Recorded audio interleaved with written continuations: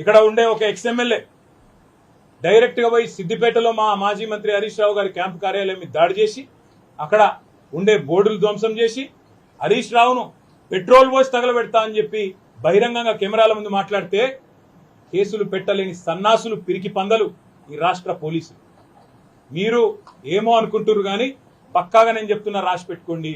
ఇవాళ శశిధర్ గౌడ్ అనే ఒక పిల్లగాడు రీట్వీట్ కొడితే ఆయన మీద కేసు పెట్టినరు, కానీ పెట్రోల్ పోసి తగలబెడతా అని కాంగ్రెస్ చిల్లర నాయకుడు మాట్లాడితే వాని మీద కేసు ఉండదు. ఇదేనా నీ పోలీసింగ్? ఇదేనా పోలీసులు నడవాల్సిన పద్ధతి? అధికార పార్టీకి తొత్తులుగా కట్టు బానిసలుగా ఇదేనా పనిచేసే పద్ధతి అని నేను అడుగుతా ఉన్నా. ఇవాళ ఏకపక్షంగా ఏలాగా పనిచేస్తున్నారో ఒక్కొక్కరిని ఏం చేస్తామో అధికారంలోకి వచ్చిన తర్వాత తప్పకుండా చేసి చూపెడతామని చెప్పి నేను విజ్ఞప్తి చేస్తున్నాను. ఒక్క రాష్ట్రంలో ఒక ఐపీఎస్ అధికారి మరి చివరికి ఆ రాజీనామా చేసిపోయే పరిస్థితి వచ్చింది ఇట్లాగే వ్యవహారం చేస్తే. ఇవాళ మా సోదరులు మా సోదరిమణులకు మొత్తం పార్టీ అండగా ఉన్నదని చెప్పేందుకే నేను కూడా ఇక్కడికి వచ్చిన. ఏ ఒక్కరి మీద ఒక్క చేయి పడ్డా, ఏ ఒక్కరి మీద దాడి జరిగినా మొత్తం రాష్ట్ర పార్టీ మొత్తం వస్తుంది. అందరం ఎమ్మెల్యేల మరి మేము కూడా వదిలిపెట్టాం. ఆ తర్వాత జరిగే పరిణామాలకు ఈ రాష్ట్ర డీజీపీ, రాష్ట్ర ముఖ్యమంత్రి, రాష్ట్ర హోంమంత్రిగా ఉన్న వ్యక్తే బాధ్యత వహించాలని చెప్పి నేను హెచ్చరిస్తా ఉన్నా. ఇవాళ చిల్లర రాజకీయాలు చేసుడు కాదు, దమ్ముంటే మల్కాజ్గిరిలో పనిచేసి ఎలక్షన్లు వస్తాయి, వచ్చి చెప్పు ప్రజలకు ఏం చేసినామో చెప్పు. మేము చెప్తాం 10 ఏళ్లలో మేమేం చేసినాం, మీరేం చేసినరో దమ్ముంటే చెప్పండి.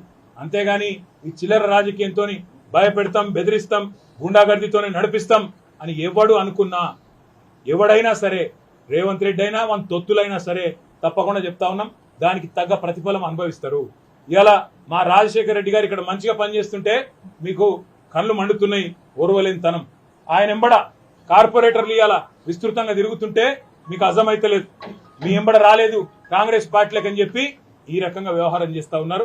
వాళ్ళందరికీ మొత్తంగా పార్టీగా అండగా వస్తాం. కంప్లైంట్ చేస్తేనేమో ఎఫ్ఐఆర్ ఉండదు, కానీ ఎవరి మీదనైతే దాడి జరుగుతుందో మళ్ళీ వాళ్ళ మీదనే ఉల్టా కేసులు బనాయిస్తారు. ఇంతకంటే చిల్లర పోలీసింగ్ భారతదేశంలో ఎక్కడ లేదు అని చెప్పి కూడా నేను తెలియజేస్తా ఉన్నా. మేము తప్పకుండా డీజీపీని కలుస్తాం, శాసనసభలో కూడా కడిగి పారేస్తాం. దాంతో పాటు తప్పకుండా ఏ వేదికలో మరి అధికారుల దురాగతాలను ఎండగట్టాలో అక్కడ ఎండగడతాం. మర్చిపోవద్దు, పోలీసులు కూడా ఇవాళ రీట్వీట్ల కేసులు పెడుతుండ్రు, ఇవాళ దాడి ఎవరి మీద జరిగిందో వాళ్ళ మీదే కేసులు పెడుతుండ్రు. రేపు ఇదే గతి మీకు కూడా తప్పదు. కాంగ్రెస్ నాయకులారా, కాంగ్రెస్ కార్యకర్తలారా యాది పెట్టుకోండి. తర్వాత బాధపడి లాభం లేదు. ఇప్పటికైనా ఒళ్ళు దగ్గర పెట్టుకోమని చెప్పి కోరుతూ మరి మా నాయకులందరినీ కూడా నేను ఒకటే కోరుతా ఉన్నా, మల్కాజ్గిరిలో మన పని మనం చేసుకుంటూ పోదాం. పిచ్చి కుక్కలు కొన్ని మరుగుతూనే ఉంటాయి, వాటిని పట్టించుకోవాల్సిన అవసరం లేదు, వాటి పేరు పెట్టి పిలవాల్సిన అవసరం కూడా లేదు. పిచ్చి కుక్కలు గాడిదలు తిరుగుతూనే ఉంటాయి రోడ్ల మీద, పని లేక పొద్దుపోక. వాళ్ళని పట్టించుకునే కర్మ కానీ, వాళ్ళని కనీసంగా గుర్తించాల్సిన కర్మ కానీ మనకు లేదు. ప్రజలు ఎన్నుకున్న 50,000 ఓట్ల మెజారిటీతో గెలిచిన ఎమ్మెల్యే మీతోనున్నాడు, అట్లే గెలిచిన కార్పొరేటర్లు మీతోనున్నారు. ప్రజల ఆశీర్వాదం మీతోనుంది. మనం ఎవ్వనయ్యకు భయపడే అవసరం లేదు. తప్పకుండా మీకు మొత్తం పార్టీ ఏ సందర్భంలో ఏ పరీక్ష వచ్చినా అండగా ఉంటుంది. మళ్ళీ ఎప్పుడు ఏ అవసరం ఉన్నా ఒక్క ఫోన్ కొడితే మేమందరం వస్తాం, మీకు అండగా ఉంటాం.